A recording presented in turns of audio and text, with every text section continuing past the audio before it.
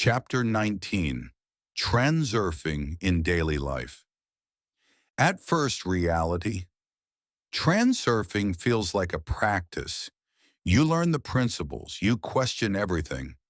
You try to remember what to do and when. You visualize, you align, you correct. But then something shifts. You stop thinking so much. You stop rehearsing. You simply begin living differently, not because you're trying, but because your perception has changed.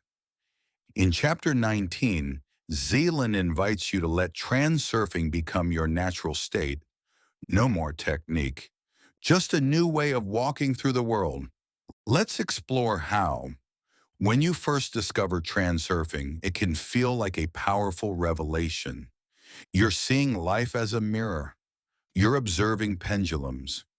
You're watching your thoughts like never before, but eventually all of this becomes too much to manage mentally.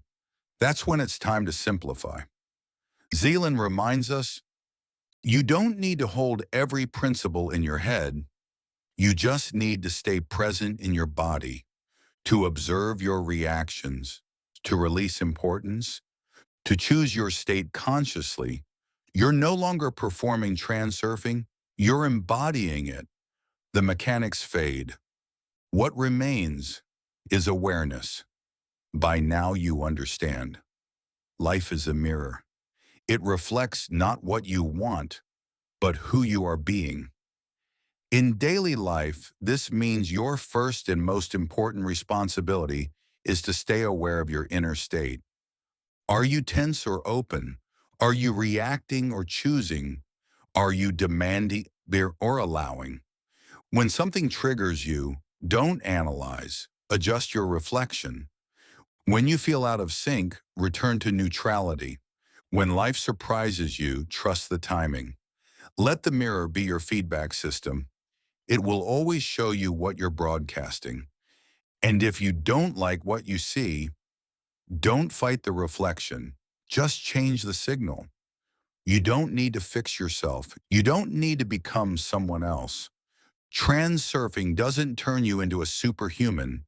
It tunes you into the version of yourself that already exists in alignment. That version doesn't need to try so hard. That version doesn't chase. They walk lightly. They observe more than they react. They choose instead of crave. They expect beauty without clinging to it. Transurfing in daily life becomes this frequency. Not a method, but a mood. Not a strategy, but a state. One that you can return to anytime. You don't need special rituals. You don't need a morning routine designed around manifestation. Here's what daily transurfing can look like. Waking up and choosing your energy instead of reacting to your to-do list. Lowering your shoulders when stress begins to rise. And remembering that importance only creates resistance. Saying no to drama, not because you're above it, but because you know how easily pendulums pull you off your path. Visualizing your slide while brushing your teeth, not because you have to, but because it feels good to remember. Noticing the subtle nudge, the rustle, and following it instead of overthinking. This is how you weave transurfing into your life.